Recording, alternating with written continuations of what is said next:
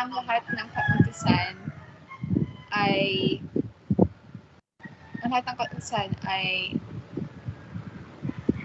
kinasihan ng Diyos. Sulatan. Ang lahat ng kasulatan ay kinasihan ng Diyos na at magagamit at mapapakinabangan sa pagtuturo, sa pagsaway,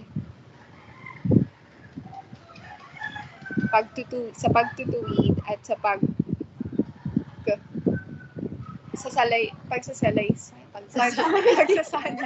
pagsasanay ng katuwiran upang ang tao ng Diyos ay maging ganap na sasangkapang lubos sa lahat ng gawang mabuti.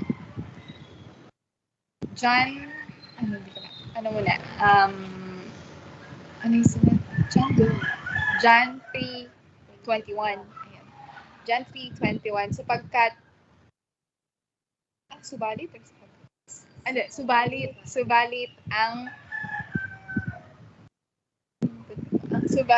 ang gumagawa ng mabuti subalit ang gumagawa ng katotohanan ay lumalapit sa ilaw upang malinaw na maihayag na ang kanyang gawa ay naaayon sa Diyos. John 3:16 sapagkat iniibig niya Ikaw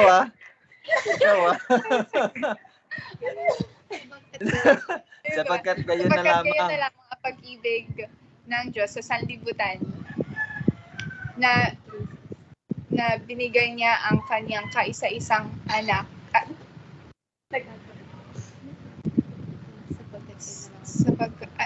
kaisa-isang anak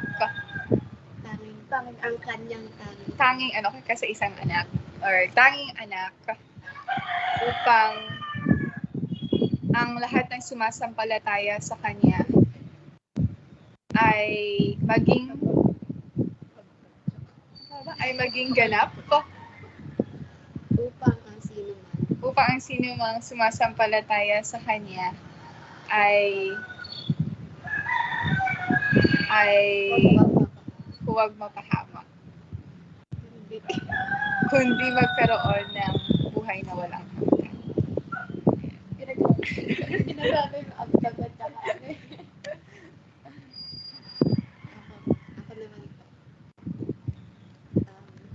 Second Timothy chapter 3 verse 16 to 17.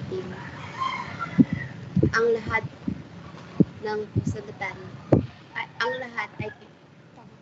ng kasulatan ay kinasihan ng Diyos at mapapakinabangan sa lahat ng gawang mabuti.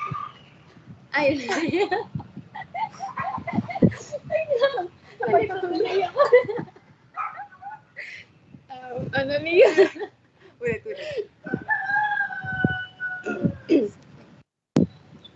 Ang lahat ng kasulatan ay kinasihan ng Diyos at mapapakinabangan sa lahat sa pagtuturo, sa pagsaway, pagtutuwid at sa pagsasanay sa katuwiran upang ang anak ng Diyos ay maging ganap at ay nasasangkapang lubos sa lahat ng gawang mabuti.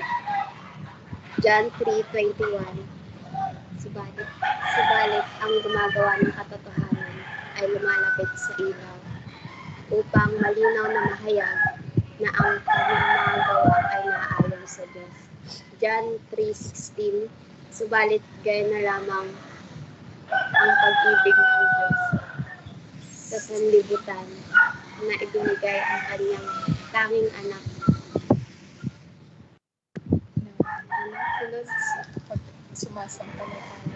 upang ang sumasampalataya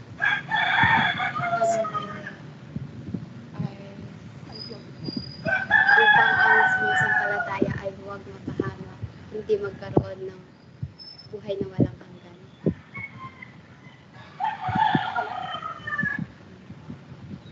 Second Timothy chapter 3 verse 16 to 17. Ang lahat ng kasulatan ay kinasihan ng Diyos at napapakinabangan sa pagtuturo, pagsaway, pagtutuwid at sa pagsasanay sa katuwiran upang ang tao ng Diyos ay maging ganap, masasampapang lubos sa lahat ng mga gawang mabuti. John chapter 3 verse 21. Subalit ang gumagawa ng katotohanan ay lumalapit sa ilaw upang malinaw na mahayag na ang kanyang mga gawa ay naayon sa Diyos. Tapos yung John 3:16 po, yung alam ko pa lang po kasi yung magandang balita. Okay lang po. Sige lang, okay lang. Sapagkat gayon na lamang ang pag-ibig ng Diyos sa sanlibutan, kaya ibinigay niya ang kanyang kaisa-isang anak upang sino mang sumampalataya sa kanya ay huwag mapahama kundi magkaroon ng buhay na walang hanggan. Okay. Sige po. So yung iba bukas na lang, no? So sila Tito Bong, sila Tita Susan, sila Ate Arshan. Bukas na lang po kasi yung oras natin. Okay. Sige po. So magandang hapon at welcome po sa ating Bible study. Ngayon magpapatuloy tayo, panibagong yugto po ito, a different story. I mean, ibang parte naman sa Luke chapter 1 pa rin.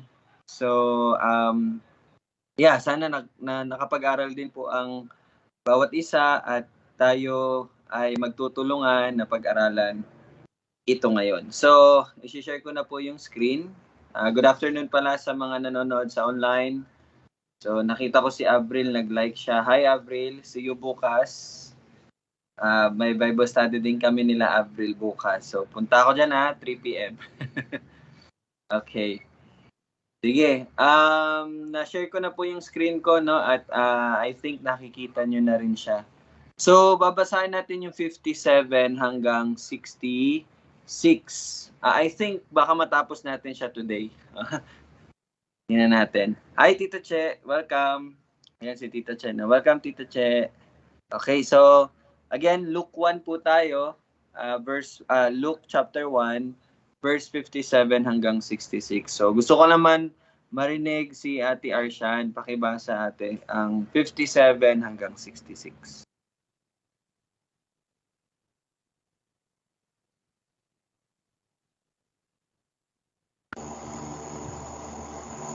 Lucas chapter 1 verse 57 to 66.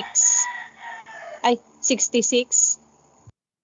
Dumating na kay Elizabeth ang panahon ng panganganak at siya'y nagsilang ng isang anak na lalaki. Nabalitaan ng kanyang mga kapitbahay at mga kamag-anak na nagpakita ang Panginoon ng dakilang awa sa kanya at sila'y nakigalak sa kanya. Nang ikawalong araw ay dumating sila upang tuliin ang sanggol. Siya'y tatawagin sana nila na Zacarias, ayon sa pangalan ng kanyang ama. Ngunit sumagot ang kanyang ina at nagsabi, "Hindi, ang itatawag sa kanya ay Juan."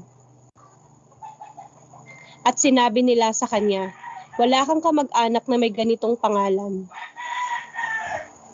Sinenyasan nila ang kanyang ama kung ano ang ibig niyang itawag sa sanggol. Humingi siya ng isang sulatan at kanyang isinulat. Ang kanyang pangalan ay Juan at namangha silang lahat. Biglang nabuksan ang kanyang bibig, nakalaya ang kanyang dila at siya'y nagsalita na pinupuri ang Diyos. Nagkaroon ng takot ang lahat ng nakatira sa palibot nila, at ang lahat ng mga bagay na ito ay pinag-usapan sa buong lupaing maburol ng Judea. Lahat ng mga nakarinig ay inilagay ang mga ito sa kanilang puso na sinasabi, "Magiging ano nga kaya ang batang ito, sapagkat ang kamay ng Panginoon ay sumasa kanya." Okay. Yan po ang ating pag-aaralan, no? Sa ngayong araw na ito. Tayo po'y manalangin muna. Let's pray. Ama namin, nasa langit, purihin ka, O Diyos. sa iyong habag at iyong awa. Salamat sa iyong anak na si Jesucristo na siyang tanging tagapagligtas, na siyang nagligtas sa amin at nagbayad ng kasalanan, lahat ng kasalanan namin. Maraming salamat din sa iyong pinangako na banal na Espiritu na siyang patuloy na nagtuturo sa bawat isa sa aming pagpapatuloy na pagbibigay mo ng puso na nagagalak at ang tanging hangarin ay makilala ka.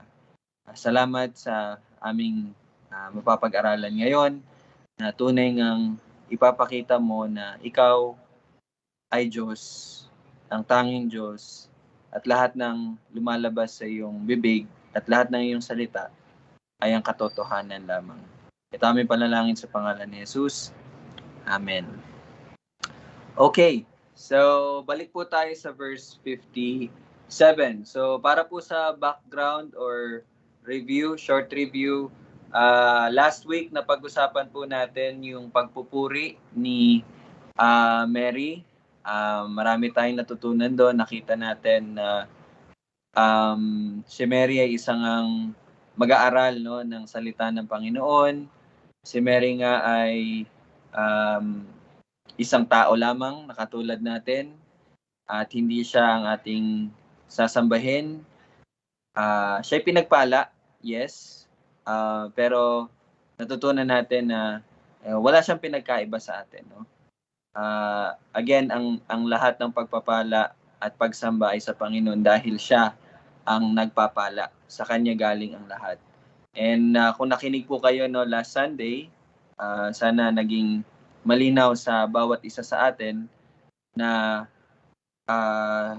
iba talaga ang pagsamba na ginagawa ng mga tao na umaayon sa katuruan ng Roman Catholic, no?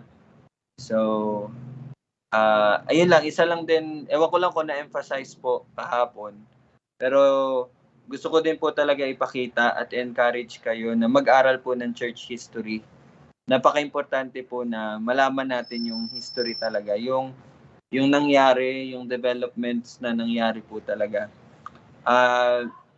Tulad nito, kung alam nyo po, tayo po ay pinangahawakan natin yung tinatawag na Reformed theology, 'di ba? Kung mapapansin niyo po sa mga post ni Kuya, meron siya mga ini-expose na mga maling katuruan.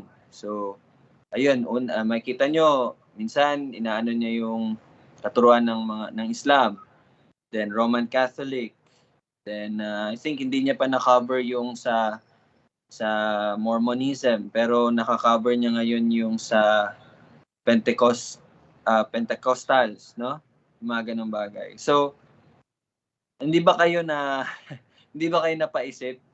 Ang Reformed theology ba ay nanggaling ba talaga ito sa alam niyo po ba yung root ba nito ay doon talaga sa mga Apostles' Creed or yung katuruan na ipinalaganap sa pamagitan ng mga apostol. 'Di ba? Di ba kayo nahihiwagaan? You see, napaka-importante na malaman natin yung roots natin. Ngayon, tulad ko dati, sa previous church nga namin, kami po ay parang ang roots namin ay galing po kay Billy Graham, no? Kilala niyo po ba si Billy Graham? Billy Graham is very, very popular evangelist po, no? And yun ang namin dati. Kumbaga, dun kami nakaayon, no? Pero kung kikilalanin natin at titingnan natin yung time, sa time ni Billy Graham, ano yung mga nangyari, saan siya galing, saan siya natuto nung kanyang tinuturo. You see, doon nakikita nyo ngayon gaano ka-importante kung na malaman natin yung history din kung saan tayo nanggaling. Kaya yun din po ang gusto ko ipakita last Sunday. Sana hindi nyo lang nakita yung focus ko is yung sa pinagmulan ng Roman Catholics, but actually gusto ko ipakita sa inyo, we must study. Kailangan talaga natin maalaman yung roots, no? Kaya nga po nag-aaral tayo ng Acts kasi yun talaga yung roots. Then after that, ano na nangyari? Saan tayo? 'Di ba? Saan na? 'Di ba? You see, kasi ang inaano talaga natin dito yung katotohanan, no? Yung katotohanan talaga. Okay? So I encourage everyone na to keep on studying. Kami naman ni Kuya, gagawin namin ang lahat para lang din ma-share sa inyo, maituro din sa inyo yung mga natututunan namin. Pero I think it would be very good kung pati din po kayo, inaano niya din, nag-aaral din talaga po kayo. Okay? So, magtulungan po tayo, no? Alright, anyway, yun lang po nasabi ko for review. Ngayon, magpapatuloy tayo sa verse 57. Sabi po dito, dumating na kay Elizabeth ang panahon ng panganganak at siya'y nagsilang ng isang anak na lalaki. Ayan. Sige po, gusto ko po muna marinig kayo sa inyo pong napag-aralan dito sa verse 57. Ano po yung makikita natin dito sa verse 57?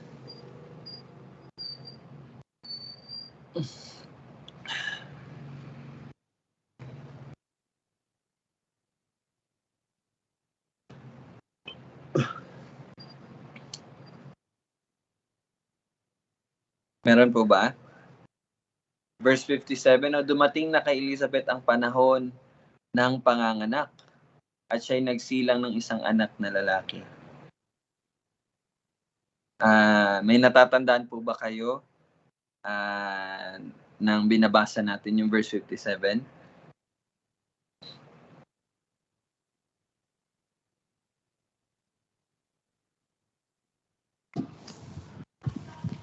Sige, sino dyan, Dan? Sharon. Ano ito? Pakita na natupad na yung pangako ng Panginoon. Sa Luke 1:13. 13 din? 14. Yes. Luke 1? 13. Yes, no? Amen. Amen, no? Verse 13.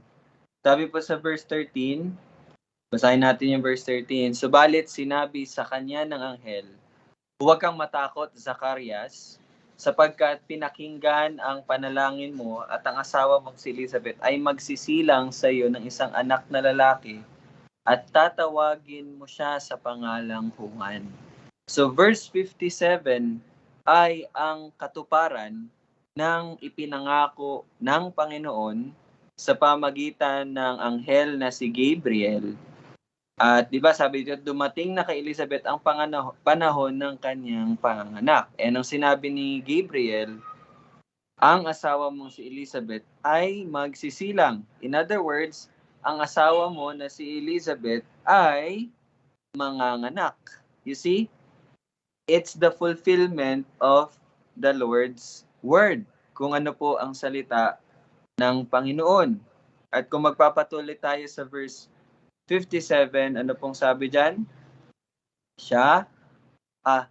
Siya'y nagsilang ng isang anak na lalaki. Okay? At ano po ang sabi sa verse 13? Balik po ulit tayo sa verse 13. Ang asawa mo ay magsisilang sa iyo ng isang anak na lalaki. So again, it's the fulfillment of the promise in verse 13. Di po ba? Nakita niyo po yon? Okay? So, panghawakan natin yan ngayon, no? Na ang pangako ng Panginoon sa verse 13 ay natupad at nangyari dito sa verse 57. Okay? And, patuloy tayo or may iba pa po bang maidadagdag dito sa verse 57?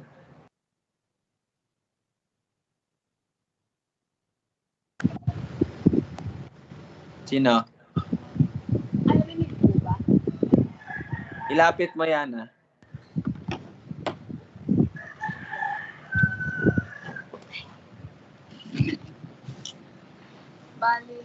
idadagdag ko lang po. Yung Ilapit mo yan ah. I-ano mo.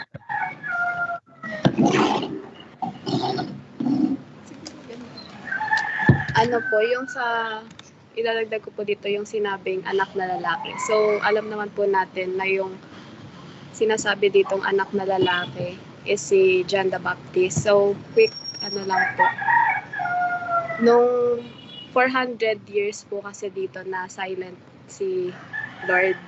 So, dati, parang nagkaroon ng judgment of silent. Kumbaga, walang prophecy na naganap, ganon. Dahil nga sa mga ginawa ng Israel. Tapos pinakita dito yung, again, yung mercy ni God sa people niya na despite sa wrath niya is He remembered mercy. Tapos iyon, katuparan dun sa promise niya sa Israel na pinapakita talaga na yung Panginoon natin ay tumutupad sa kanyang mga pangako.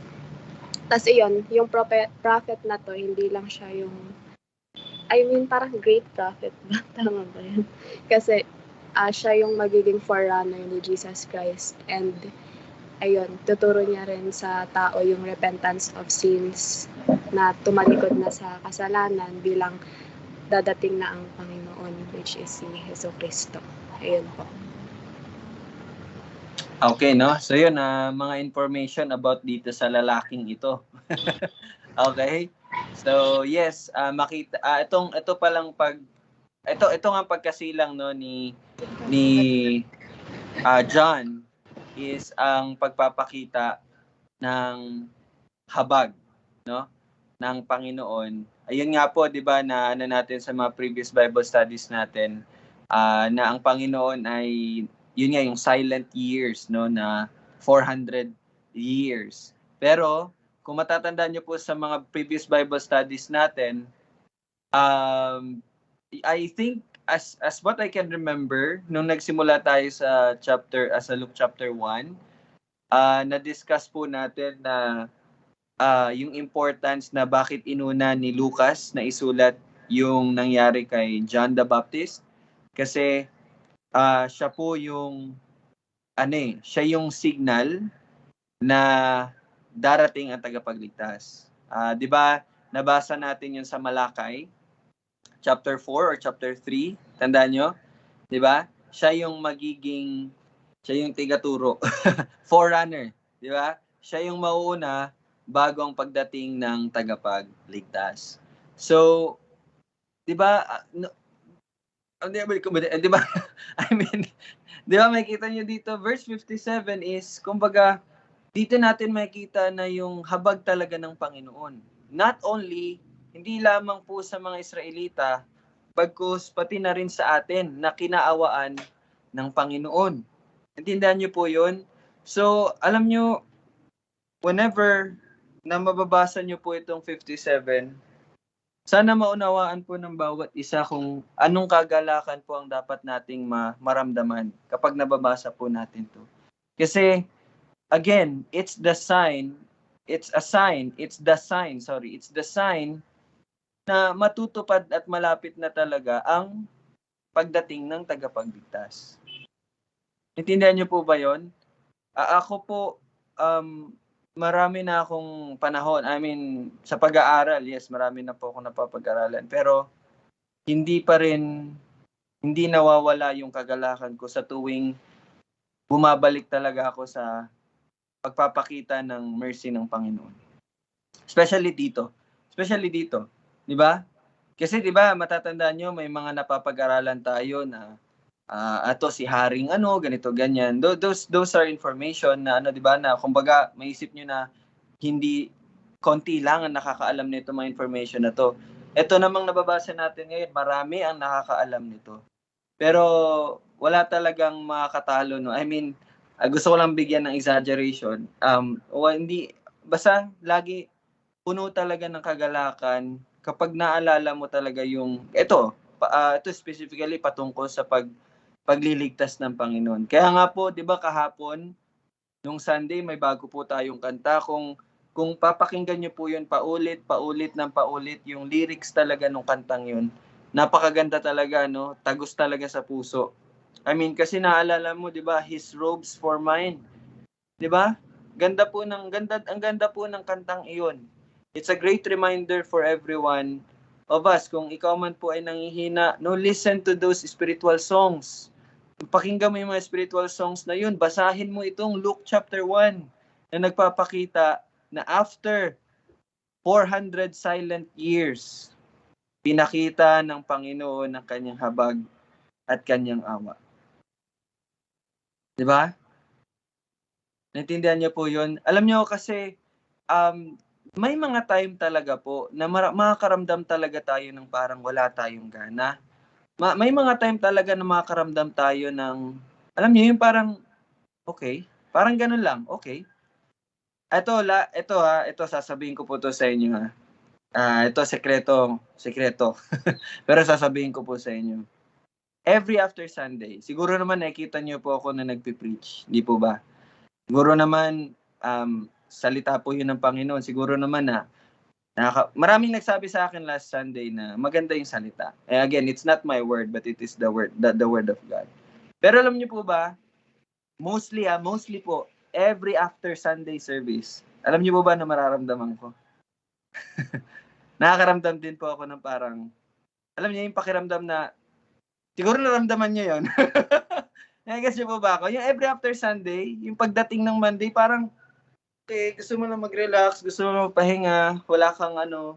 Pero pag papalapit na yung Sunday, doon yun na mararamdaman yung urgency na mag-aral na. Alam niyo, di ba? Naintindihan niyo yan? Kasi nga, tayo, you see, ganito po talaga epekto ng mind, no? Ng mind. Di ba? Ito, magbibigay ako ng specific example. Yung mga estudyante, kapag malayo pang exam week, di yan mag-aaral. Di ba? Pero pag 2 days, 1 day na lang ang nalalabi, mag-aaral na yan. Doon na sila kapursigido. Parang ganun po yung picture na gusto ko pong ipakita sa inyo. Naintindihan niyo po yun? Naintindihan niyo po yun? So kanina, as I study, pero ano kasi, may ginawa po kasi ako kanina din na may inayos ako about sa financial namin, sa bank accounts, ganyan. Sabi ko kay Jamie kanina, naubos oras ko dito. Gumunan talaga ako kay Jamie. Ano ba yun? Naubos yung oras ko dito.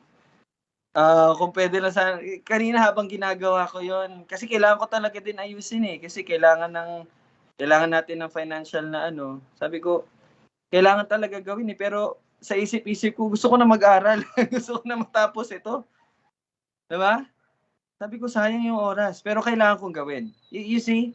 No, pero kanina talaga nag-pray din ako kay Lord kasi may pinabasa sa akin si Kuya about sa conversation niya. May nakausap siya patungkol nga dito sa mga doktrina. May nakausap si Kuya. So binasa ko. Sabi ko, wow, grabe to. Sabi ko kay Jamie kanina, ang tataba naman ng mga utak nito. Kasi grabe yung pag-uusap talaga nila kung mababasa niya po, no. Tapos iniisip ko sa sarili ko parang hindi ko ma-imagine na ganoon ako makipag-usap sa isang tao, no, lalo na sa mga doktrina. And then kanina parang nagkaroon ako ng tawag dito. Ano ba tong ano ba yung naramdaman ko kanina? Parang Lord, ang dami ko pang hindi nalalaman. Parang ganun ba? Hindi ko alam saan nila nakuha yon. Hindi ko alam kung saan nila yun natutunan. Yung mga ganun bagay ba, no? So I prayed to God kanina habang nakahiga ako. Nagpray lang talaga ako, Lord. Wala na talagang ibang kasi about po siya sa doktrina So parang mo yung katotohanan. Sabi ko kanina sa prayer ko, there's only one truth. There's only one truth and that is your word. Sabi ko. Ang tanging panalangin ko lang talaga, Lord, ipaliwanag mo sa akin to lahat. Ipaintindi mo to lahat sa akin. Na hindi ako nakadepende sa commentary ni John MacArthur. Hindi ako nakadepende sa mga popular na mga posts or mga preaching na mga, yes, they are brothers, no? Mga kapatid sila. Pero iniisip ko kanina, ayoko mahulog sa danger na sa komentaryo na lang ako ng tao nakadepende. But Lord, as you revealed, kung nireveal mo to sa kanila, pinaliwanag mo to sa kanila, panalangin ko rin na bigyan mo ako ng kaalaman na ito'y maintindihan ko sa iyong salita. Ganun lang din ang prayer ko kanina. So, yun, medyo naramdaman ko yung parang, basta nakaramdam din ako ng ganun. Pero, I just prayed to God, and kanina, nung pinag-aaralan ko itong 57 to 66, itong nakapagbigay ng encouragement ulit sa akin, pagpapalakas, na dumating yung panahon na ipinanganak si John the Baptist. No? Kasi alam ko na pagkatapos nito, ipapanganak si Jesus na aking tagapagligtas. At isa pa, actually, mamaya sasabihin ko po sa inyo ano yung parang pinaka-tema nitong babasahin natin. So mamaya, no, sana I pray na kung sino man po ang nanghihina, kung sino man po ang parang walang nararamdaman na galak or kasabikan, let me remind you through the word of God, no? Na ito, no, after long years of silence, here comes John the Baptist. Bakit? Yun yung signal na binibigay ng Panginoon na hindi ako nakalimot, hindi ako makakalimot dahil ako ang tunay na Diyos. Di ba? Siya ay tapat sa kanyang salita. You see? Di ba? Makilala, kaya nga di ba sabi po natin, lagi nating aralin ang salita. Kasi ito lang talaga makakapagpalakas sa bawat isa sa atin. No? Lalong-lalo na yan pag busy kayo sa mga bagay-bagay. 'Di ba, mapapansin niyo na lang wala na, no, na medyo nawawalan na kayo ng ano. So balik sa word, no? So anyway, salamat, no, sa pakikinig. Verse 58.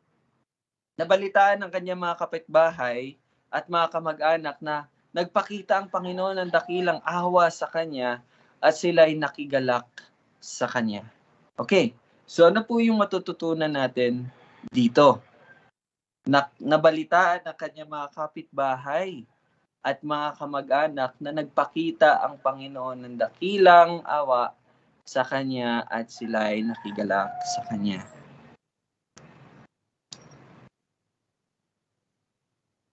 By the way, yung prayer ko pala din po kanina at pinanghawakan ko kanina, ang salita ng Panginoon, ang magi-explain yan, salita niya lang din. So mga kapatid, if ever man po nag-aaral kayo tapos parang sasabihin nyo na, hindi ko alam ano ba ibig sabihin nito. Baka po kasi pinipilit nyo na magbigay ng sarili nyong interpretasyon. Wag po.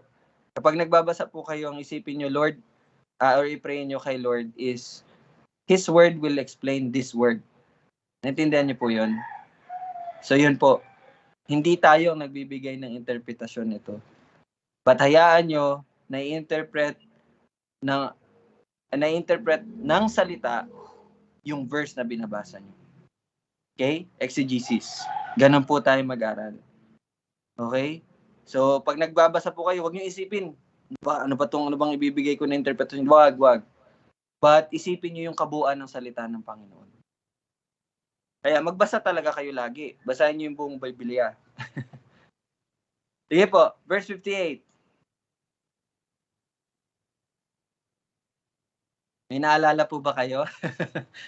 Kaya diba, sinasabi ko na lang sa inyo, may naalala po ba kayo? Kasi the word will explain itself. The word will explain the word. Because it is the word. God. Diba? May naalala po ba kayo? Nung nabasa niyo yung verse 58?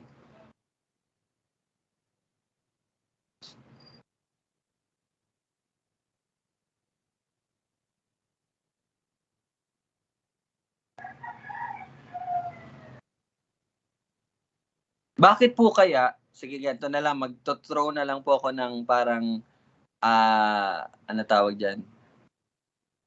Basta mga tanong na magpapaano sa inyo, no? Magdadirect sa inyo. Bakit po sinabi dito na nagpakita ang Panginoon ng dakilang awa sa kanya? Bakit po? Bakit? Very specific sa kanya, kay Elizabeth. Hindi po sinabi dito sa mga tao, okay? Kasi baka po interpret nyo to na dahil sa kaligtasan. ay si Jesus na po yun. Okay, naintindihan nyo po ako? Bakit sinabi dito na nagpakita ang Panginoon dakilang awa sa kanya? So, ganito po mag-aral. Sino ba yung sa kanya? Sino to? Si Elizabeth. Tama. Okay. So, ayon sa nabasa natin, ano ba si Elizabeth? Ano yung meron kay Elizabeth? Or ano yung nangyari kay Elizabeth? Diba? Sige, sino po nakakatanda? Sino po si Elizabeth? Ano ba siya?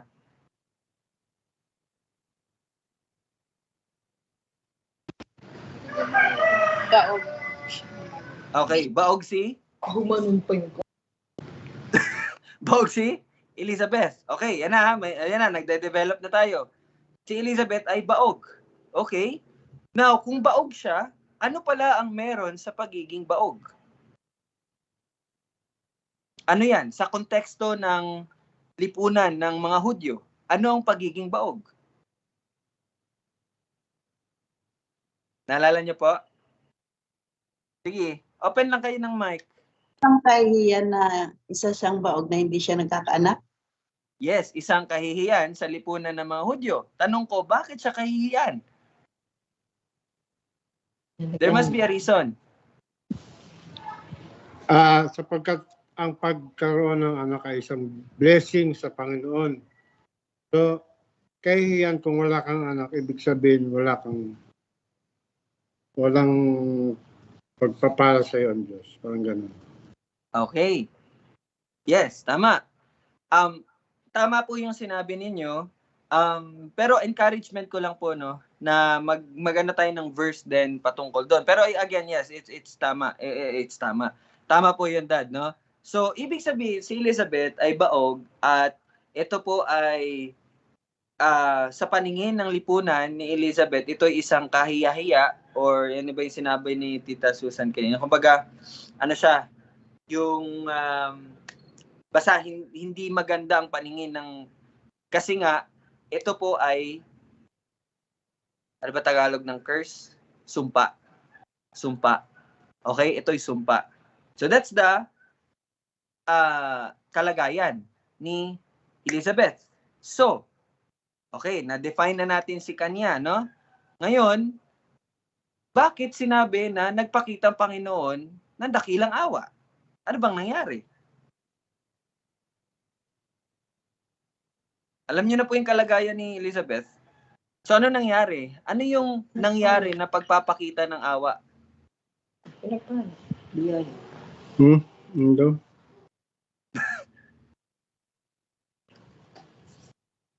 Hindi kasi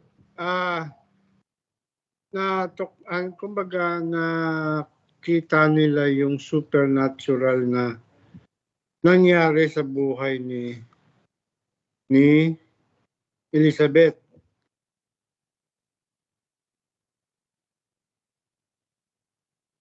Yun lang. Okay. Kumbaga, nakita nila na ang Diyos talaga parang binayayaan talaga si Elizabeth. No? Dahil nga alam nila na wala siyang kapasidad na magkaanak. So, yun ay isang supernatural na kaya sila, pati ang mga kamag-anak, kapitbahay, nagalak sa nangyari. Okay.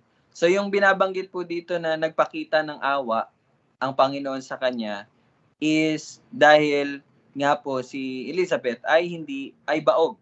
Okay? At siya po ay nagdalang tao, nabuntis po siya. At nung nanganak siya, di ba? Tingnan niyo po yung progression, no? Verse 57, dumating yung panahon ng panganak at siya nagsilang ng isang anak na lalaki. And verse 58, nabalitaan ng kanyang mga kapitbahay at mga kamag-anak na nanganak si Elizabeth, na para sa kanila, and indeed it is true, ito po ang nagpakita ang Panginoon ng dakilang awa sa kanya. Kasi nga, ang pagiging baog is pagiging sumpa. Okay? Naintindihan niyo po yon? So yun po ang dahilan, bakit po iyon sinabi. Ngayon, sabi din dito, at sila'y nakigalak sa kanya. Now, there is something amazing also dito sa part na to. At sila'y nakigalak sa kanya. May natatandaan po ba kayo? Sa may verse 14 ng Luke chapter 1. Yes. So, kaya po, nagtanong ako kung may natatandaan po ba kayo kasi ibig sabihin nun, ito po ay pinopresay na din po ito. At yun ay mababasa natin sa verse 14. Sabi sa verse 14, ikaw ay magkakaroon ng kaligayahan at kagalakan at marami ang matutuwa sa kanyang pagsilang. And ngayon, binabasa natin ang pagkasilang ni Juan. At ano po ang sabi sa verse 58? Sabi sa verse 58, at sila'y nakigalak sa kanya. So, ano pong nangyari? Ito pong part na sinabi sila'y nakigalak sa kanya ay katuparan ng sinabi na ng anghel doon sa nabasa natin sa verse 14. Okay? Kita niyo po? So, again, makikita natin dito na ang salita ng Panginoon ay tunay at mangyayari. At nangyari ngang tunay. Naintindihan niyo po yan, mga kapatid? Okay? So, wala po tayong ibang interpretation dito sa verse 58. But makita natin dito yung katuparan ng salita ng Panginoon. Diba? So again, verse 57 and 58, pinapakita sa atin na tunay ang salita ng Panginoon. At sana mamaya, magkaroon niya ng diin sa puso at isipan natin. Sana I'm praying for each one of you na makita nyo dito ang salita. Makita nyo dito ang salita. Makita nyo dito ang salita. Okay? That's my prayer for all of you. Lagi po talaga. And in verse 59, nang ikawalong araw ay dumating sila upang tuliin ang sanggol. So, fast forward, pinanganak na, and then dumating na ang ikawalong araw. O ba? So, siya ay tatawagin sana nila na Zacarias ayon sa pangalan ng kanyang ama. Okay. Ngayon, meron pong binanggit dito, nang ikawalong araw ay dumating sila upang tuliin ang sanggol. Sa tingin niyo po ba, meron po itong specific na rason bakit ikawalong araw? Or ito po ba ay wala lang, trip lang nila, ikawalong araw, tutuliin na si John the Baptist, no? Or si Juan. So anyone, may makakapagbigay po ba? Sa tingin niyo po ba, meron pong significance or may ayun yun, merong something dito sa ikawalong araw, or it's just a normal number? Sige po, Tito Bong. Kasi sa Old Testament, sa Genesis 17:12, pinapahayag doon na yung mga male ay kailangang tuliin sa parang yun yung nagbibigay ng kanilang tawag dito basta yung the 8 days yung commandment na ibinigay ng Diyos na kailangan na tuliin ang mga batang lalaki. Yan sa bago dumating po yung 8 days na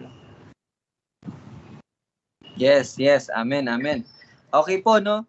Sige, Dad, may dadagdag ka? Kaya nga yun, Old Testament do. Patas yun sa Old Testament. Na sa 8 days, kailangang tuliin. Mga lalaki, batang lalaki.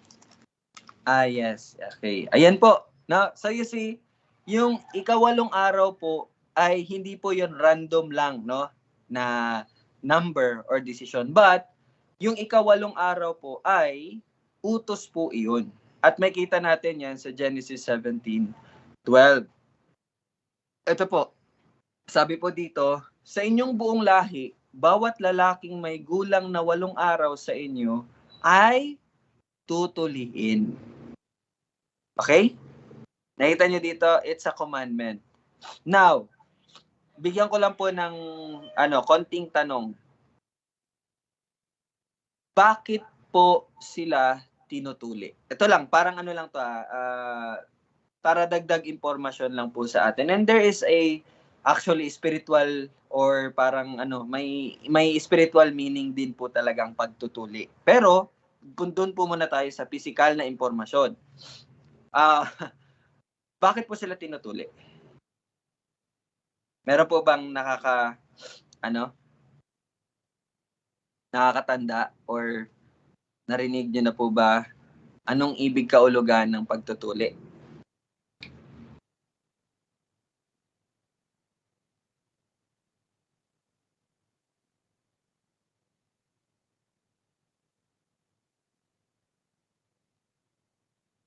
Meron po ba?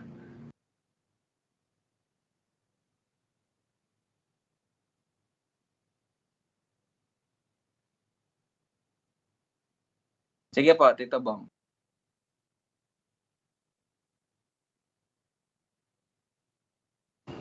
Para po magpatuloy yung yung covenant. Yes. Tama. Actually, nasa verse 11 lang po siya. 11. Di ba? Ito, verse 12 binasa natin. Pero kung babasahin niyo po yung verse 11, iyong tutuliin ang balat ng inyong mga maselang bahagi at ito ang magiging tanda ng aking tipan sa inyo. Okay? So, ganito po ha. Kapag nagbabasa po kayo ng verse, basahin nyo talaga yung konteksto. Okay? Basahin nyo yung kabuuan. So, ang pagtutuli po sa mga Hudyo is a sign ng tipan sa kanila ng Panginoon. Ngayon, ang tanong naman, anong klaseng tipan? Di ba? Anong klaseng tipan? Anong tipan ito?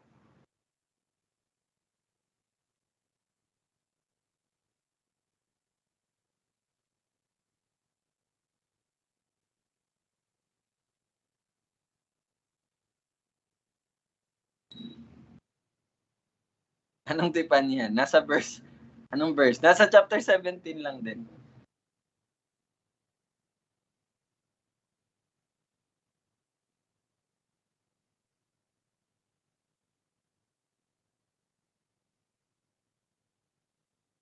Verse 2. Na? Verse 2. At ako'y makikipagtipan sa iyo at ikaw ay aking labis na pararamihin. Okay? So, ito po yung promise ito po yung tipan ng Panginoon kay Abraham. At actually may kadugtong pa yan, no? Lahat ng bansa ay pagpapalain sa pamagitan niya. So ano yung pagpapala na yon? Yun nga po yun, yung darating na tagapagligtas. So yun po yung tipan.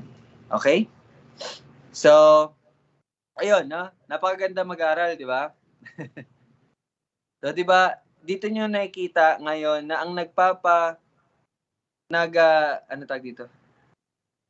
nag-e-explain ng verse is ang salita lang din talaga ng Panginoon. Okay? So, dito muna tayo sa verse 59 siguro. Sige, tapusin natin yung verse 59. May 5 minutes pa.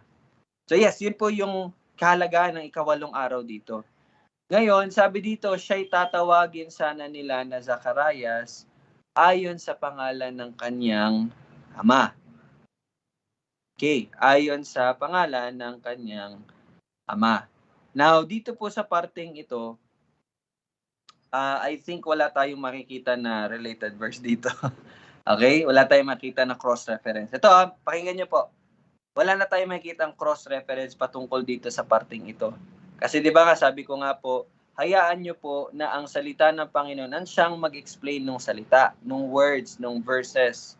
Pero dito po na part, wala na po tayong mababasang cross-reference.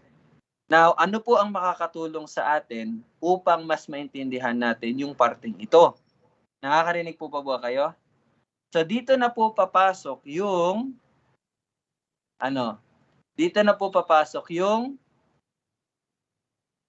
history. Dito na papasok ang kahalagahan ng pag-aaral din ng history. Okay?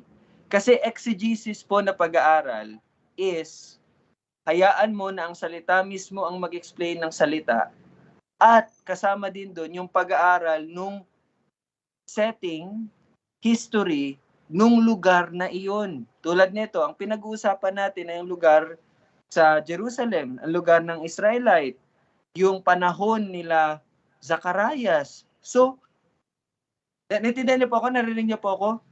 So, nararapat lang din na alamin natin ano ba yung setting ng lipunan sa time ni Zacarias. Okay? Naintindihan niyo po? Kaya ganun ka-importante na mag-aral ng history.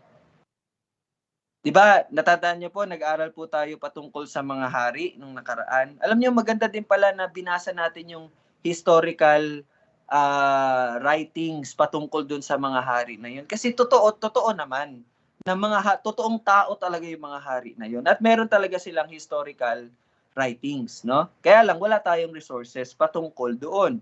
So, doon na po tayo papasok sa pagbabasa natin at pagbabasa natin ng komentaryo ng mga scholars.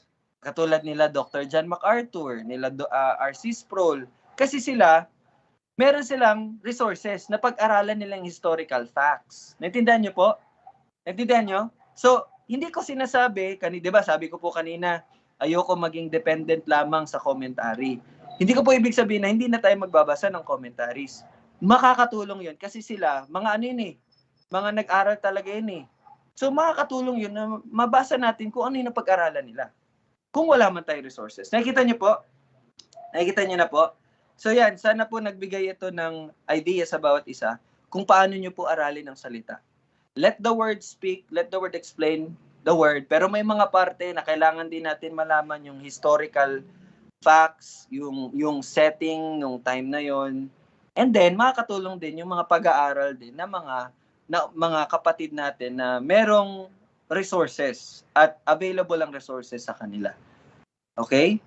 So, madadagdag ko lang po dito sa parteng ito, sa panahon po kasi nila, isa pong pagbibigay ng honor sa ama ang pagpapangalan sa anak ng pangalan ng ama. Okay? So, kaya, ang naisip ng mga, sino ba tong, okay, bago tayo magtapos, i-check ko lang po ang inyong Sino po yung binabanggit dito na sana nila? Sino yung nila dito? Sige nga. Para maano po talaga yung Sino yung nila? Yung Powerpuff Girls po ba? Tatanda niyo may Powerpuff Girls. Sino yung nila dito?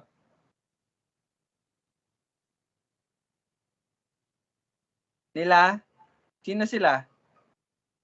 Yung mga, sa verse 14, yung nagalak din. Kumbaga yung mga witness din.